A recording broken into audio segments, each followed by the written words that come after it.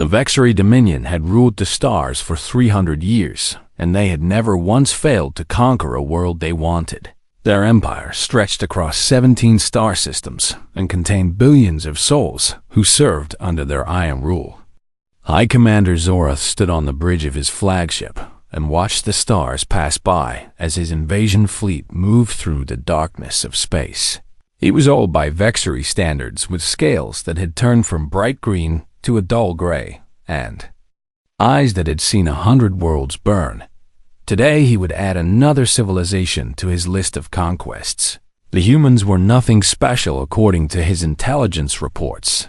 They had only been traveling between stars for about 200 years, which made them infants compared to the ancient Vexary. Their territory was small, consisting of maybe 20 colony worlds scattered around their home star. Their fleet was estimated at 300 ships, and most of those were converted cargo haulers and mining vessels that had been given weapons as an afterthought. Zorath made a sound that his species used to express amusement. This would not even be a proper war. It would be a harvest. His scout ships had detected a lone human vessel at the edge of the region humans claimed as their own. It was a small frigate called the Sentinel, and it was transmitting a message requesting communication. Zorath decided to humor them. He always enjoyed the moment when lesser species realized what was about to happen to them. Captain Elena Vasquez stood on the bridge of the UN Sentinel and watched a massive Vexary dreadnought emerge from fold space. She had been in the Navy for 25 years, and she had seen many ships, but nothing like this. The Vexary vessel was enormous, and it bristled with weapons that could destroy her ship 100 times over. Her own frigate was tiny in comparison, and she knew that if it came to a fight she would not survive. But that was not why she was here. She was here to deliver a message. Her communications officer looked at her with fear in his eyes. "Commander, they are hailing us."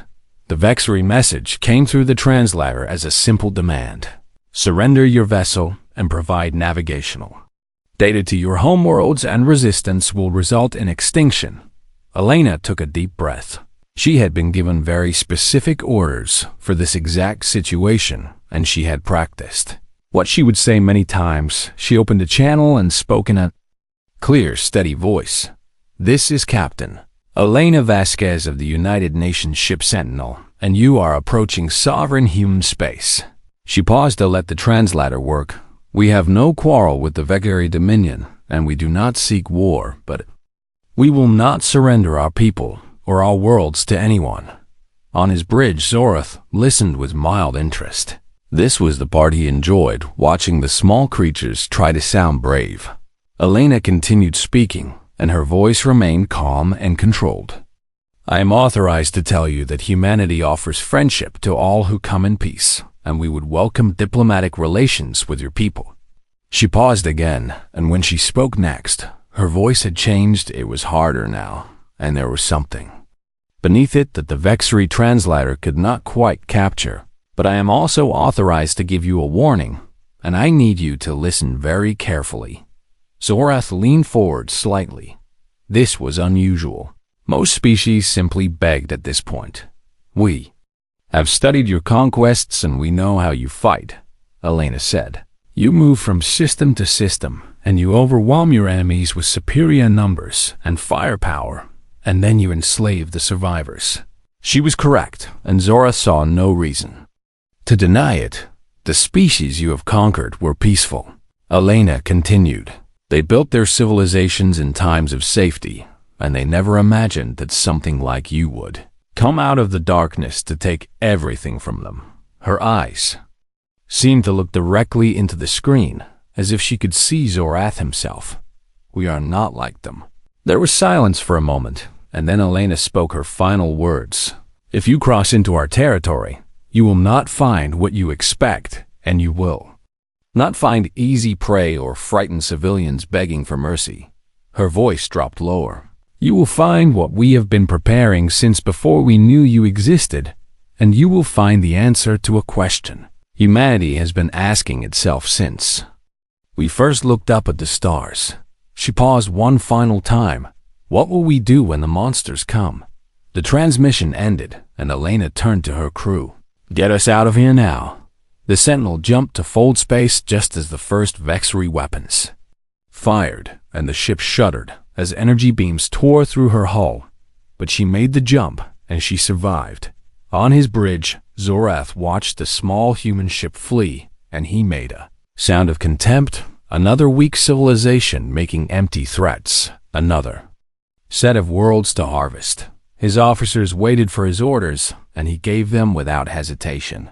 "Set course for the human territories, and we will take their colonies first, and then we will proceed to their homeworld." He settled back into his command chair and closed his eyes. "Wake me when there is something worth seeing."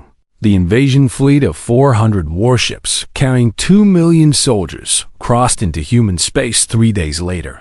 They expected to find panicked evacuations and desperate defensive formations. They expected to find terrified populations begging for mercy. They expected the same thing they had found in 17 other star systems over 300 years of conquest.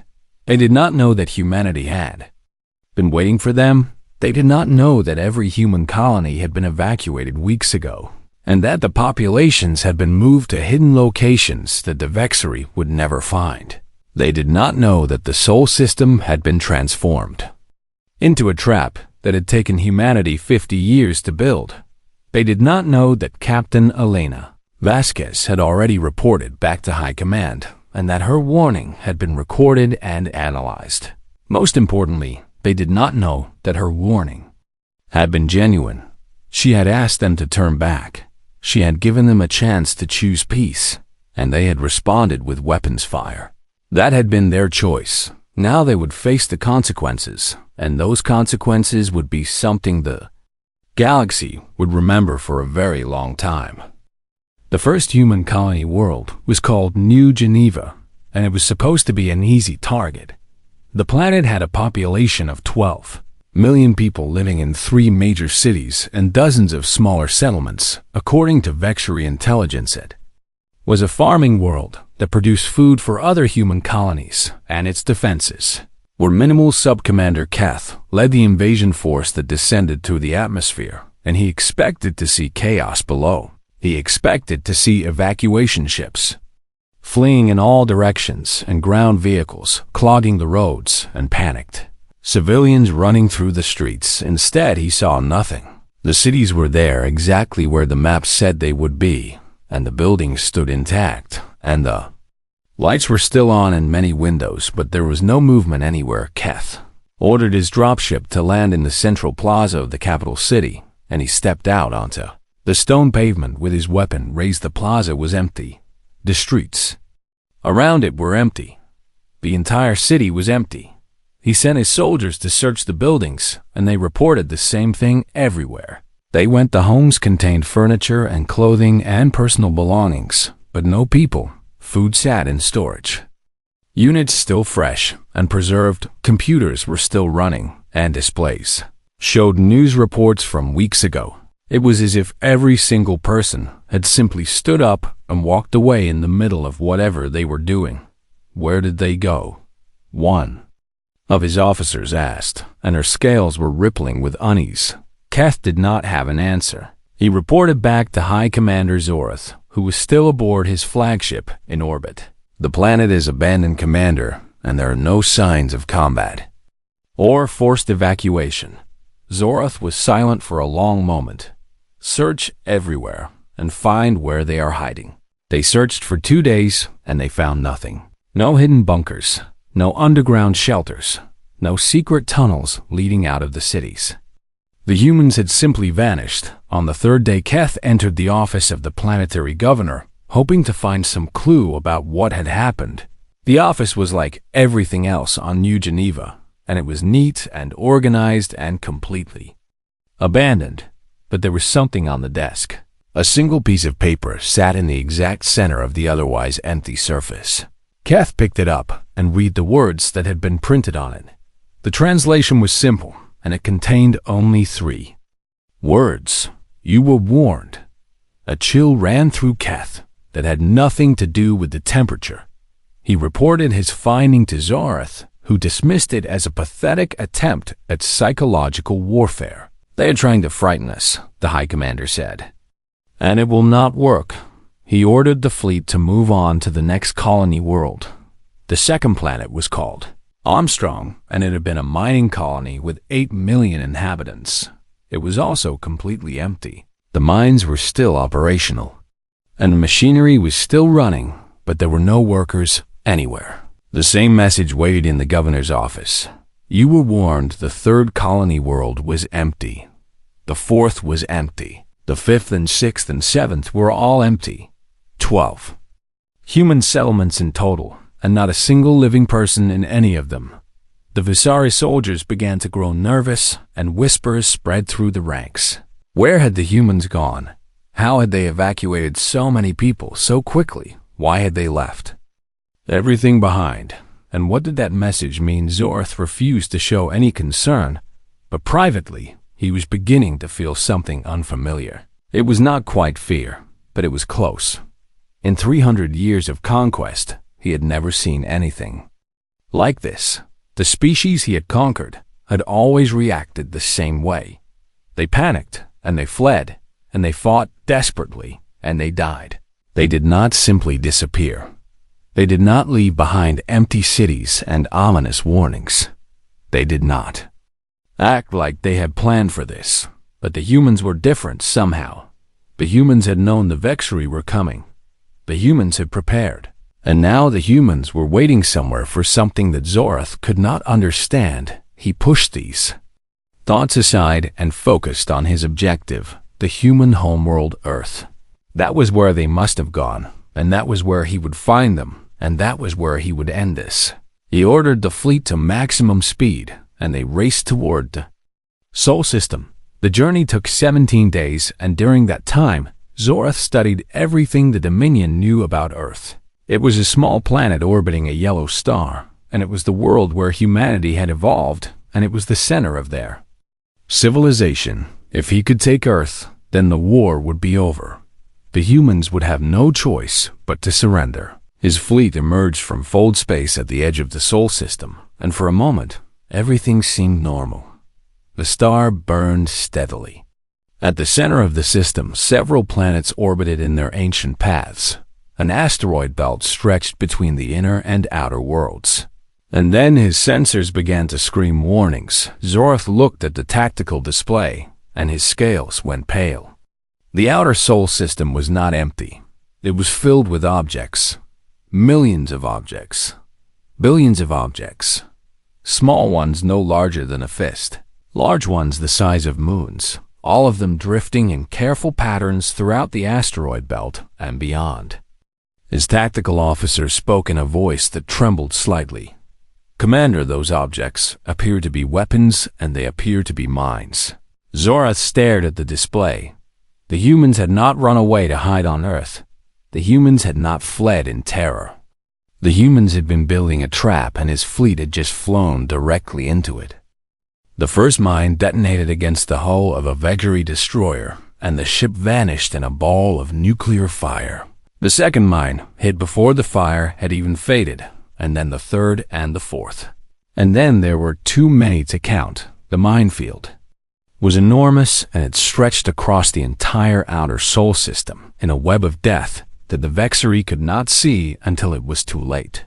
The mines were not sophisticated by galactic standards, and they used simple fusion warheads and basic proximity triggers. But there were so many of them. Billions upon billions of them hidden among the asteroids and buried inside comets and disguised as space debris. Every time a Vexari ship tried to evade one mine, it triggered 3 more. Every time a weapons officer fired at an incoming threat, the energy signature attracted dozens of seeker mines that had been dormant and waiting. High Commander Zorath watched his tactical display turn red with destruction, and for the first time in his long life, he felt true fear. He had lost 60 ships in the first hour. 60 ships, destroyed by weapons that were crude and simple and should have been easy to avoid. But the humans had not relied on sophistication. They had relied on numbers. They had relied on patience. They had relied on decades of preparation. Zorath realized with growing horror that these mines had not been placed recently, and they had not been deployed in response to the Vexari invasion. They had been here for years, maybe decades, maybe longer. The humans had looked at the stars long before they ever met another species, and they had asked themselves a simple question: what will we do when something comes to kill us? And then they had started building their answer: the fleet. Regrouped in a relatively clear zone, and Zorath assessed the damage: 112 ships destroyed, thousands of soldiers dead, and they had not even reached the inner system yet. His officers looked at him with fear in their eyes, and some of them suggested retreat. Zorath silenced them with a look. He had never retreated in his life. He would not start now. The path ahead was partially clear now, and the destroyed mines had created gaps in the defensive web. Earth was visible in the distance, and it was a small blue dot against the black of space. The prize was within reach. He ordered the advance to continue. The fleet moved forward slowly this time, with sensors at maximum power searching for any sign of danger. They cleared the worst of the minefield and entered the inner system. For a few minutes, it seemed like the worst was over. Then the weapons platforms activated. There were thousands of them hidden among the debris of destroyed mines and the rocks of the asteroid belt. They had been cold and silent for years, and their reactors had been dormant, and their weapons had been powered down. Now they came to life. Railguns that could accelerate metal slugs to incredible speeds opened fire from every direction. Directed energy weapons burned through shields and armor. Missile batteries launched salvos so dense that they appeared as solid walls on Vexari sensors. Zorath shouted orders, and his ships tried to return fire, but the platforms were small and spread out. And there were too many of them. Worse still, the platforms seemed to be working together. They were not just attacking randomly. They were hurting the Vexari fleet, pushing them into certain channels, forcing them into specific areas of space. And in those areas, more mines waited kill zones. The humans had designed kill zones. They had spent decades creating a system that would force any invading fleet into predetermined paths where overlapping fields of fire would destroy them. Zorath understood finally what the human captain had meant. You will not find what you expect. You will find what we prepared. This was not a battle. This was an execution. His fleet was being systematically dismantled by an enemy. They could barely see. Ships exploded left and right, and the tactical display showed nothing but death. A young officer approached him with a report. "Commander, we have lost 208 ships, and our remaining vessels are scattered, and we cannot maintain formation." Zorath did not respond. He was staring at the blue dot that was Earth. It was still there, still waiting, still out of reach. Another explosion rocked his flagship, and alarms began to sound. Hull breach on Deck 7. Weapons Array 3 offline shields failing. On the port side, his second-in-command spoke urgently. "Commander, we must retreat, and we cannot survive this." Zorath turned to look at him, and there was something broken in the old commander's eyes. "Where would we retreat to?" he asked quietly. "And they knew we were coming, and they prepared this, and do you think they would let us leave?" As if in answer to his question, a new group of contacts appeared on the sensors. Ships, human ships, 300 of them emerging from behind the moons and planets where they had been hiding. They were not the converted cargo haulers that Vexari intelligence had predicted. They were warships, purpose-built warships with heavy armor and powerful weapons. They had been constructed in secret shipyards, hidden throughout the system. Another part of the trap, another layer of the defense. They moved with perfect coordination, and their attacks were synchronized to the second. The Vexari fleet had walked into a trap that humanity had spent 50 years building, and now the trap was closing. The battle for Earth began in the space between Mars and the asteroid belt, and it was unlike anything the Vexari had ever experienced. The human warships did not fight like the other species the Dominion had conquered. Those species had fought desperately, and they had fought bravely. but they had fought without coordination. They had been civilians, trying to be soldiers. The humans were something else entirely. Their ships moved in perfect formation, and each vessel knew exactly where to be and when to be there. When one ship fired, the others adjusted their positions to maximize the damage. When one ship was damaged, the others moved to protect it. They fought like a single organism with 300 bodies, but it was the fighters that truly broke the Vexery spirit. Small craft, barely larger than escape pods, came swarming out of the human capital ships by the thousands. Each fighter carried a single pilot, and each pilot flew with a ferocity that the Vexery could not understand. They threw themselves into impossible situations without hesitation. They flew directly into weapons fire to protect their comrades. They rammed damaged Vexery ships when their own weapons ran dry. They died by the hundreds, and still they kept coming. The Vexery had pilots too, but Vexery pilots were valuable assets trained over many years and protected whenever possible. They did not sacrifice themselves. They did not embrace death. They did not fight like they had nothing to lose. A Vexery commander named Threll managed to disable a human fighter with a lucky shot, and he ordered it captured before being destroyed himself. The fighter was brought into a landing bay, and its pilot was pulled from the wreckage. She was young by human standards, and she was badly wounded with blood running down her face and one arm hanging useless at her side. But she was alive. High Commander Zorath ordered her brought to his bridge for interrogation. He needed to understand what he was facing.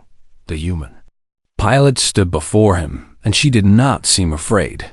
She should have been afraid. She was wounded and alone and surrounded by enemies, and her ship had been destroyed. But she looked at Zorath with steady eyes, and there was something in them that he could not identify. "Why?" Zorath demanded through the translator. "And why do you fight like this?" The human tilted her head slightly as if the question confused her. "Like what?" she asked. "You throw your lives away," Zorath said, "and you sacrifice yourselves without hesitation, and your pilots fly to certain death as if it means nothing." He leaned forward. "You could have surrendered, and you could have served the Dominion, and you could have lived, but instead you choose to die." The human was silent for a moment, and when she spoke, her voice was calm. "You really do not understand this, do you?" Zorath did not respond, and he waited for her to continue. "You have conquered 17 star systems," the pilot said, "and you have defeated dozens of species, and you think you know how civilizations work." She coughed and blood appeared on her lips, but she kept talking. "The species you conquered were peaceful, and they evolved in safe environments, and they built their civilizations in times when there were no predators to fear." She looked directly into his eyes. "They never imagined that something like you could exist." Zorath felt something cold move through him. "But we are different," the pilot continued, "and we did not evolve in safety, and our world was not kind." She smiled then, and it was not a pleasant expression. "We come from a planet where everything wanted to kill us, and the weather wanted to kill us, and the animals wanted to kill us, and even the plants wanted to kill us." Her voice grew stronger despite her wounds. "We survived ice ages and plagues and famines, and we survived predators that hunted us in the darkness, and we survived because we learned to fight back." She laughed softly. "And then we discovered the most dangerous predator on our world." Zorath waited. "Ourselves," the pilot said. "And we spent our entire history at war with each other, and we killed each other by the millions over land and resources and religion and ideas." She straightened up despite the pain. "We have been fighting for our survival since we crawled out of the ocean, and we have been preparing for something like you since we lived in caves and looked up at the stars and wondered what was out there." She took a step toward Zorath, and the guards raised their weapons, but she ignored them. "You are not the first monster we have faced, and you are not the first enemy that wanted to destroy us, and you are not even the most dangerous threat we have ever survived." Her eyes never left his. "You are just the latest."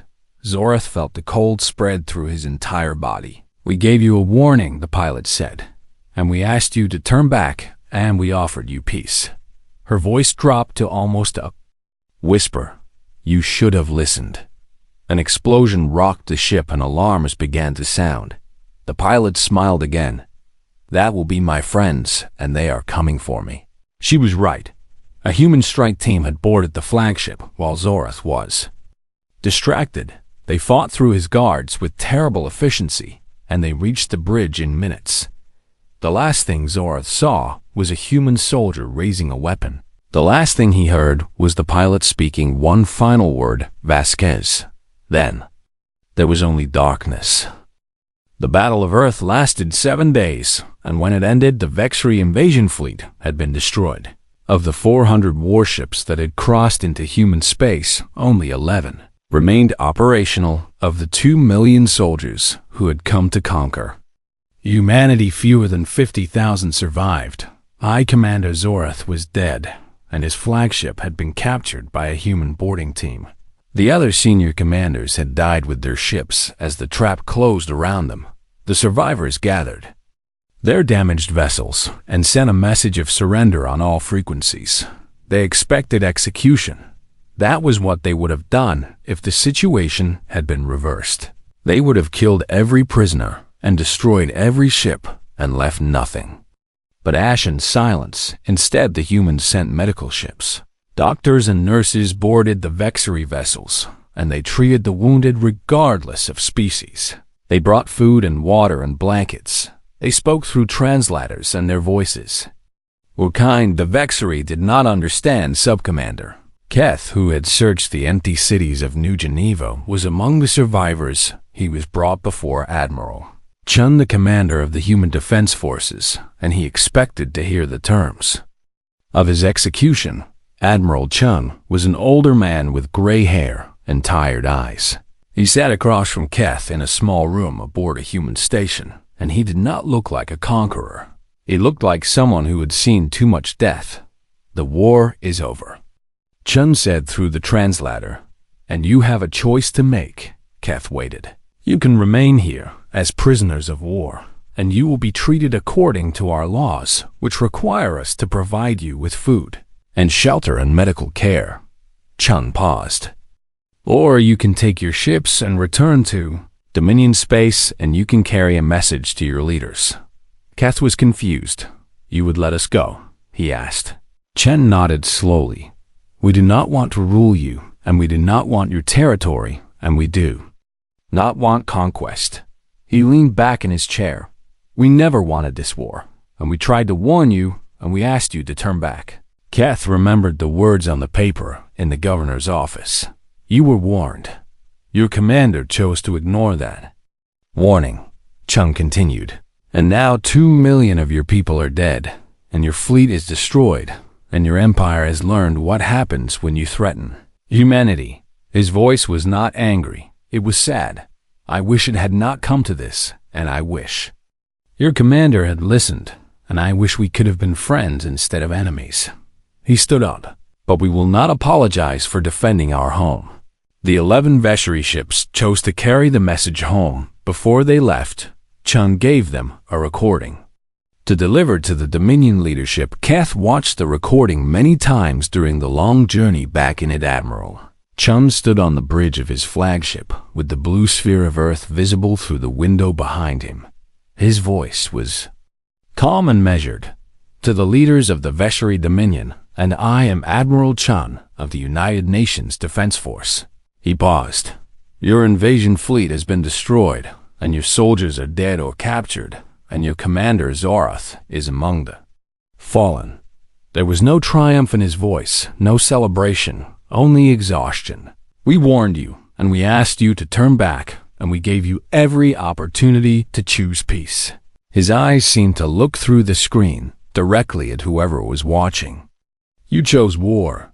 He let the words hang in the air. You have now seen how that choice ended for you. He stepped closer to the camera. We do not want your territory, and we do not want revenge, and we do not want to become what you are. His voice hardened slightly, but understand this and understand it well. He paused again.